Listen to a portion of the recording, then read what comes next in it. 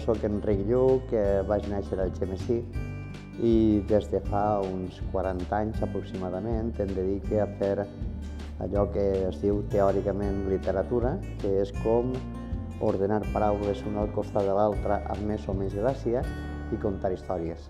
La història d'un periodista que travessa una època de poca faena, això m'imagino que és una cosa que està bastant al dia, i que rep una invitació a fer un treball que ell no sap molt bé de què va, però que ell es llança ràpidament a fer la faena perquè està molt apurat. La faena l'encomana una senyora que acaba de vindre de Mèxic, que és una senyora gran, que va marxar d'Espanya als 14 anys, que ha tornat ara, i li encomana que busque la seva família, que va desaparèixer l'any 47, de 1900. No, té poques pistes, la senyora recorda molt poques coses i este senyor comença a investigar. És una història recent, és a dir, d'investigació d'un periodista que està a Aiguacoll i que es troba en un grapat de circumstàncies del passat que li criden l'atenció. Per exemple, l'Estraperlo, que desconeixia això que era, les fosses de Benalgever, on moltes persones van desaparèixer en l'època de la postguerra, i acaba sabent que realment la família d'aquella senyora va tenir un final mortal de necessitat, no? Van ser assassinats i li dona la informació a aquesta senyora. A tot això, els agents de l'ordre consideren que aquella senyora no ha vingut així per aquestes coses, que és el que diu el periodista. No, a mi m'ha demanat únicament que investigui la vida dels passats, dels avantpassats. La policia creu que aquesta senyora no ha vingut així per això, sinó que té enllaços amb el tràfic d'estupefaents i coses d'aquelles. Al final, aquella senyora no ha vingut només que per saber què els ha passat als seus avantpassats. Tots els personatges són reals, però no estan lligats. La senyora mexicana és real, sé fins i tot on es va allotjar l'hotel Astoria, sé quines persones estan soterrades a les fosses de Benalgever, sé qui eren els caps, per dir-ho d'alguna manera, de la guerrilla que operava en aquella zona, sé també quines persones van estar relacionades amb la família d'aquella senyora, i tot això unit és allò que conforma la història. L'únic personatge que està més o menys ficcionat és, evidentment, el periodista. El periodista realment no existeix, tot i que sí que hi ha molts periodistes que travessen aquella circumstància de crisi. Sense voler, els escriptors vivim el dia a dia, no? I sense voler reflectim en els llibres allò que veiem pels carrers, no? Si jo parlo d'un periodista i és un periodista que està en l'atur, necessàriament he de contar quines circumstàncies envolten aquell senyor.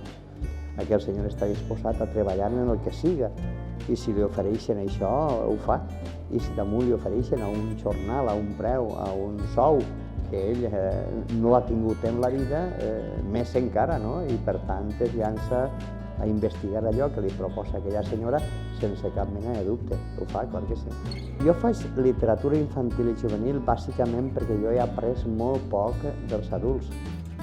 Jo faig literatura d'adults, no? Però quan ho fa literatura d'adults, normalment te diuen: Enric, allò que has escrit tu és genial, és la millor novel·la que jo he llegit en la meva vida. I possiblement, i en molta quantitat, no han passat de la primera pàgina. Però quan tu escrius per a un xiquet menut, sobretot si és molt menut, i és una experiència que jo he viscut, ara ja no, però fa molts anys, quan vaig començar en aquest estrany negoci de l'escriptura, aquelles criatures, de vegades, jo els contava allò que jo havia escrit i em deien: Enric, això que tu has escrit a mi no m'agrada. O Enric, això que tu has escrit és un rotllo. I jo els preguntava per què. I ells, que no poden dir mentires perquè encara estan en l'edat de no dir mentires, deien per què. Per tant, jo he après molt dels xiquets i de les xiquetes menuts i també dels joves, per tal, i jo es dec això perquè gràcies a ells jo m'he fet escriptor. La pregunta de per què llegir en valencià no li la faria un anglès. Per què llegeix tu en anglès? I l'anglès te diria: i en què vols que llegeixi? És la meva llengua. I així dona la sensació que llegir en valencià és una cosa estranya. A veure, així quina llengua tenim? El valencià. Per tant, la pregunta és òbvia: llegim en valencià perquè és la nostra llengua. però això no indica que no pugui llegir en castellà, en anglès, en francès o en totes les llengües que una persona pugui conèixer. Quantes més llengües conega, millor.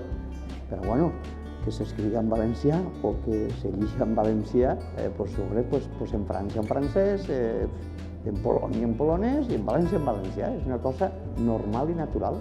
Així, al nostre territori, al nostre país, al nostre reino, o com tu vulguis dir-li, que m'és igual, tenim molt bona gent, no únicament escriptors, també il·lustradors, que és un aspecte que es deixa moltes vegades de costat.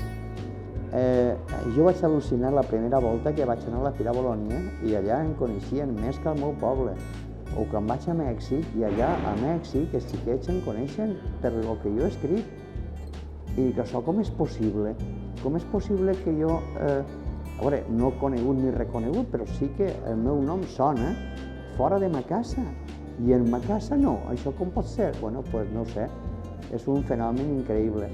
Però és veritat que tenim molt bona gent, i la prova la tens en que molts autors i autores del nostre territori estan traduïts a moltíssimes llengües i són coneguts allà de les fronteres. I així, doncs mira, per la raó que sigui, encara no hem pogut descobrir el potencial que tenim. Gràcies a Déu, a poc la cosa millora, consta també. És molt gratificant, no?, que la gent llegeixi en públic allò que tu has escrit. Home, està molt bé, no? També em dona una miqueta de complex, no? Perquè, clar, normalment es fan lectures del Quixot o del Tirant o d'aquests llibres que són molt emblemàtics, jo què sé, dels llibres més importants, no? Que es faci una lectura pública i sobretot si és per gent jove i si damunt això provoca que els nanos o la gent jove s'engresquen en la lectura, i jo seria capaç de ballar ara mateix una sardana, una sevillana, una granaïna, si farà falta un tango. Els premis és una cosa que sempre engresca i sempre alegra, i les persones que diuen que no, bueno, doncs ho tenen tan fàcil com no presentar-se. Actualment jo me presento a molts pocs premis ja, bàsicament perquè no tinc edat ja per aquestes coses i també perquè hauria de repetir premis, no? A veure, porto més de 40 anys en aquest estrany negoci i per tant, a veure, ja costa de trobar un premi que tu no hagis pogut abastar. No és falsa modèstia, és perquè porto 40 anys, és normal que t'hagin de donar premis. Quan són importants, els premis són importantíssims, i gràcies als premis molta gent s'obre un camp, es dona a conèixer la quantitat i quantitat de gent que té històries increïbles per contar, que gràcies als premis pot veure en format llibre. Moltes vegades jo em trobo textos que m'envien persones joves o menys joves i dius, a veure, és que això és una història esplèndida i aquesta persona, si no obté un premi, segurament no ho veurà publicat. Per tant, sí. Jo estic molt agraït als ajuntaments i institucions editorials que promocionen, convoquen i consideren que això de fer premis o de organitzar premis és important, és importantíssim.